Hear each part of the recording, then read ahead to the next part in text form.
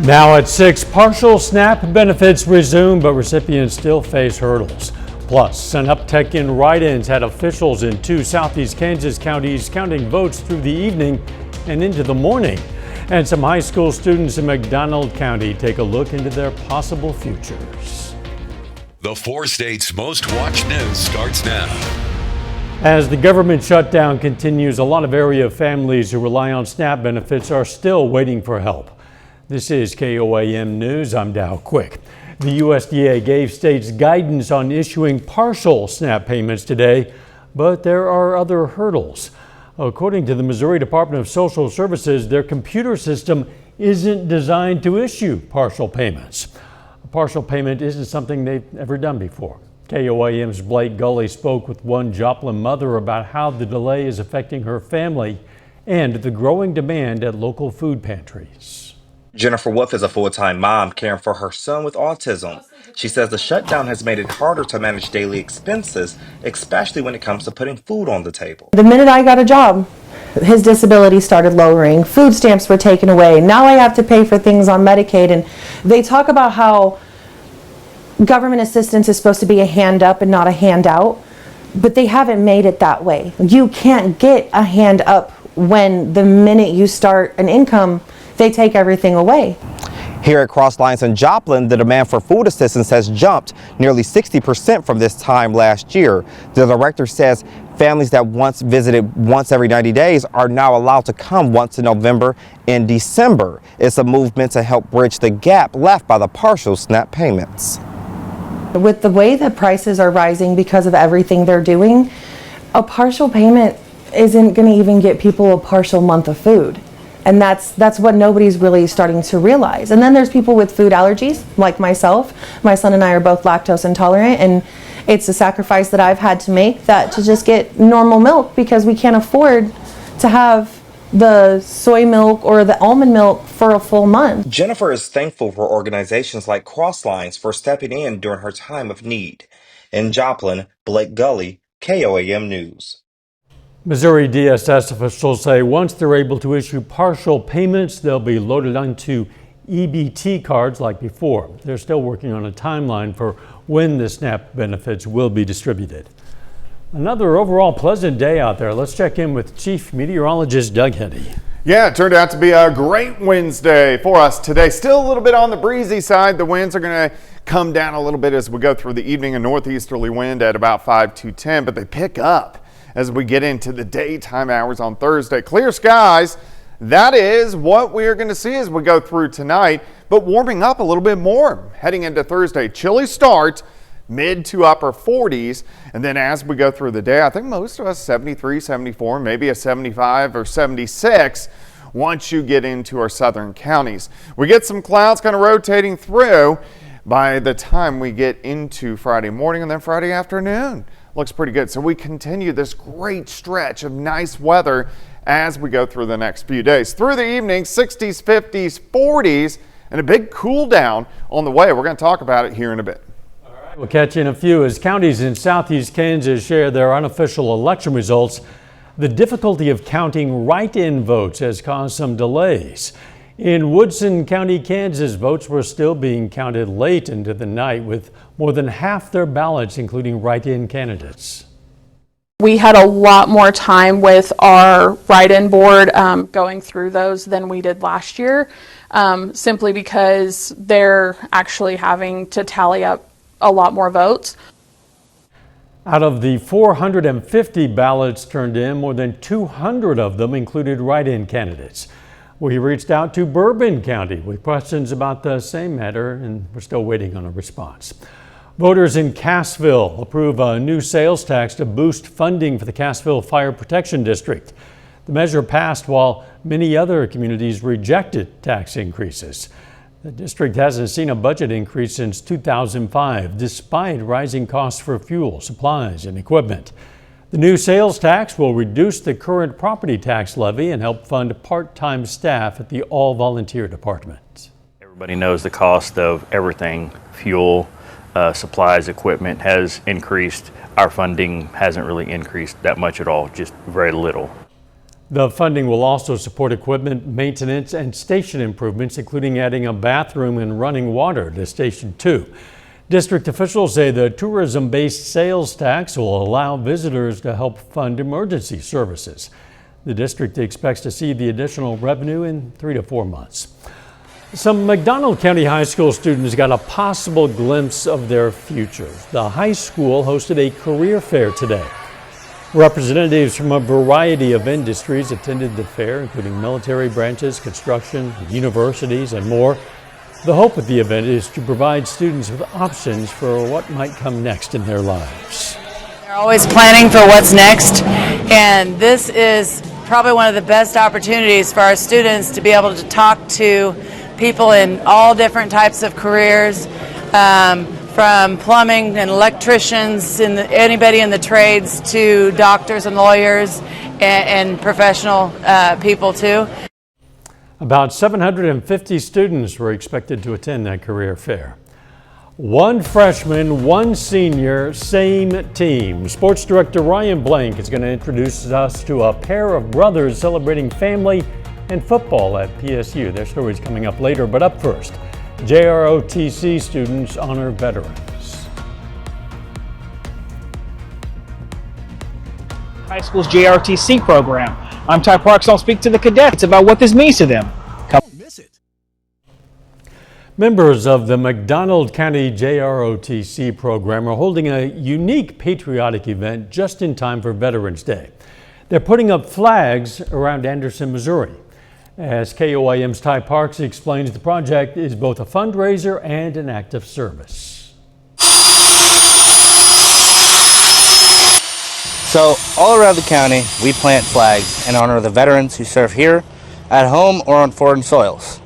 These JROTC cadets are proud to plant the flag at local businesses as a fundraiser. To me, the American flag represents the home of free, and it gives honor to all those who serve to this day. Honey Pop's Restaurant is a local business that supports the JROTC program whenever it can. Basically, it installs the traits and characteristics that you want in that next generation of children. Honesty, honor, integrity, every bit of that. I mean, that's core values of ROTCs. Every flag planted represents something to these cadets.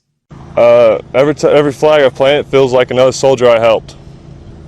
And I always love to help my soldiers because they are going to be my brothers in arms as well. The money raised goes to help replace torn flags for the Field of Flags, as well as to go pay for meals when the cadets are doing community service. Both of these cadets have taken the oath to enlist in the military. Pride, it means a lot to serve and help us pick up after the ones who've served before us. I like the idea that I am taking on a legacy that many have started, and I will hopefully help be a part of this legacy. In Anderson, Missouri, Ty Parks, KOAM News. Businesses we spoke with say they're proud to have the flags displayed in their yards and support the JROTC program. Crawford County Mental Health also has a Veterans Day event coming up. The annual Community Veterans Day celebration takes place this Friday at the Memorial Auditorium in Pittsburgh from noon until 1. The event will feature a catered lunch and information about the health department's Service Members, Veterans, and Families program. Local veterans will also share their stories and take part in a special celebration honoring the service and sacrifice for all those who've served. If you're looking for more events like this right here in the 4 states, but you don't know where to turn, we've got you covered. This handy QR code will take you straight to the events page of our website, KOAMnewsnow.com. Just scan it with your phone and you'll find information on all kinds of family fun events, including even more Veterans Day events and fall festivals. The events page at KOAMnewsnow.com. A little bit later, Special Olympics athletes in Southeast Kansas hit the ranch today. Plus, it looks like our temperature is staying warm and kind of windy over the next few days. Details coming up. Well, it turned out to be a great Wednesday for us today. Temperatures pretty good across the region as we went into right around 70 for afternoon highs. A little bit cooler than what we saw today. Clear skies, that's what we're going to see as we go through the overnight hours for us tonight. So just kind of chilly, very fall-like across the region. The winds switch out of the east. I think most of us about 45 to about 50. By morning, once you get into our southern counties. Look at the winds. They switch out of the south as we go into the afternoon, and this is going to warm us up. So by noon, upper 60s to lower 70s. Once we get to 3 or 4 o'clock in the afternoon, I think on average about 73 or 74 degrees for overnight or for daytime highs. We do get some clouds kind of skirting through tomorrow night into Friday morning. We may get a sprinkle. It's not really a big deal. We get northerly winds on Friday. Another cold front. It's not even a cold front. It's a wind shift line is going to sift its way through, but we should still go into lower 70s as we go into Friday afternoon. Let me take you into Friday night, mid 40s to kick off the weekend. All right, so windy yesterday, breezy today. We still have those northeasterly winds at about 5 to 10. However, the winds are going to pick back up as we go into Thursday. They switch out of the south. That's why we're going to warm up. Winds are going to be gusting 20, 25, upwards to 30 at times as we go into Thursday afternoon. All right, day planner 51 starts 69 by noon. High temp 73. Let's jump into 4 State. Friday night, high school football 65 at kickoff 58 as we get to the fourth quarter of most of those high school playoff games. Looking outside, a great shot. Cornell Arts and Entertainment Complex Tower Cam. We are looking northeast right through downtown Joplin. 50s. Eventually, mid-40s later on tonight. Still 57 in Iola, Neodesha 58. We still have 67 at Grand Lake. Cassville 65, Stockton 10 degrees cooler at 55 degrees, but no big storm systems out there, and we're not going to see any as we go through the next couple days. However, we do have a change over the weekend. Look at this big wave kind of pinwheel. It's way in. Look at the band of snow through the Great Lakes. We could even get a few flurries, but this is really going to cool us down as we go into early next week. It's short-lived, rotates out. We start to warm things back up the second half of next week. Then another storm system is going to drop in as we go into next weekend. So at least we get some weather action as we go through the next 10 to 14 days. All right, on Saturday, near 70, here's a couple flurries, and then our temperatures drop. Look at this, only into the mid-40s for highs on Sunday, and then we go into lower 20s by the time Monday rolls around. 73 Thursday, 72 Friday, 69 Saturday, only 45 Sunday, only 49 on Monday, and that may be optimistic. Really? Maybe a little bit cooler than that, so we'll watch that over the next day. We're going to have to dig out the heavy coats. I know. Thanks, Doug. Still ahead, the Pitt State Gorillas sit in the top 10 nationally with 7 straight wins now. And the reason for that is their veteran leadership on defense. Coming up in sports, we're going to showcase the bond between one of the Gorillas' captains and his younger brother, whose journey at PSU is just getting started. One key for Pitt State football's success this season has come in the secondary with a lot of veteran experience. And for one redshirt senior corner, his last run with the Gorillas means more. KOAM Sports Director Ryan Blank has that story. For Jalen and Josiah Fuchsa, football has taken their bond as brothers to another level, dating back to their days as kids. I feel like he's my best friend. I feel like off the field we're kind of the same person. We're really quiet. You know, we just committed to playing football and just trying to get to the next level. It means everything to me. You know, I'm blessed. I have someone, you know, that's always competing next to me, you know, looking up to me, trying to fill in my shoes. He's my best friend, you know, just being around him all the time, you know, even as kids.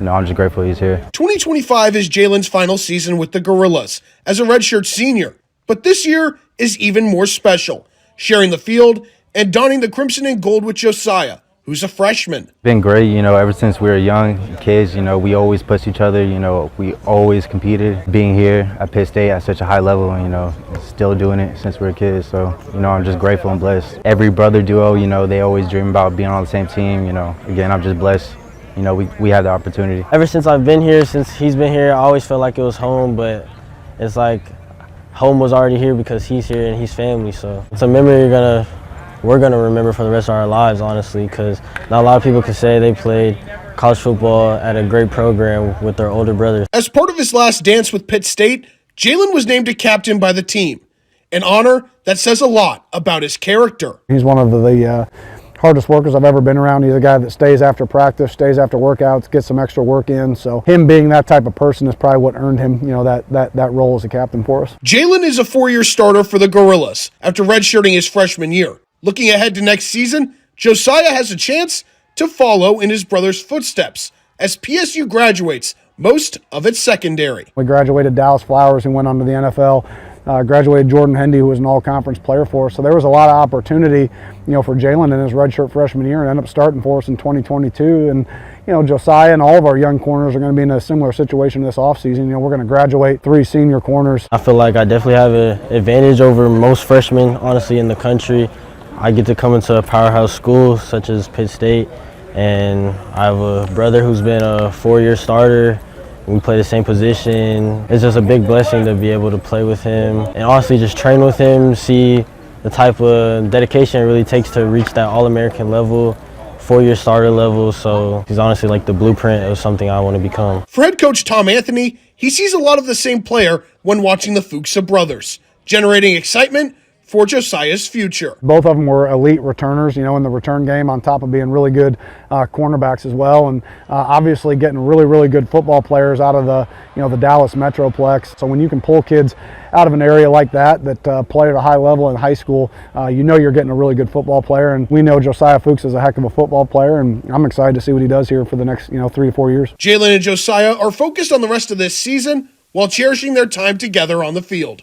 Reporting for KOAM Sports, I'm Ryan Blank.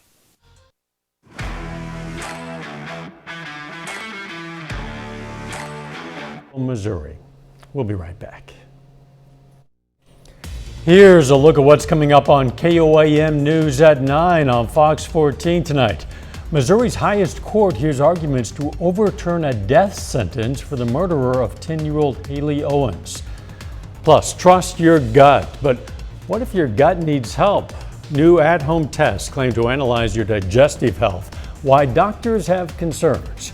And 18 local nonprofits received grants to improve women's health in southeast Kansas. Those stories, a lot more, of course, it's all coming up tonight. KOAM News at 9 on Fox 14. More than 100 Special Olympics athletes spent the day at Orion Ranch Sanctuary in Arcadia for an event called Hearts and Hooves. Special Olympics Kansas partnered with the ranch, giving athletes a chance to meet rescued horses, donkeys, and other animals. The athletes also enjoyed games, music, crafts, and time with volunteers, all in a supportive and welcoming environment. It was a good day to get outside. Yeah, it was a fantastic day, and we're going to have a few more nice ones as well. 73 tomorrow, a little bit on the breezy side. 72 Friday, 69 Saturday. Enjoy it. It's much colder on Sunday. Of course it is. Thanks for joining us. We'll see you right back here for KOAM News at 10. Let's make it a great evening.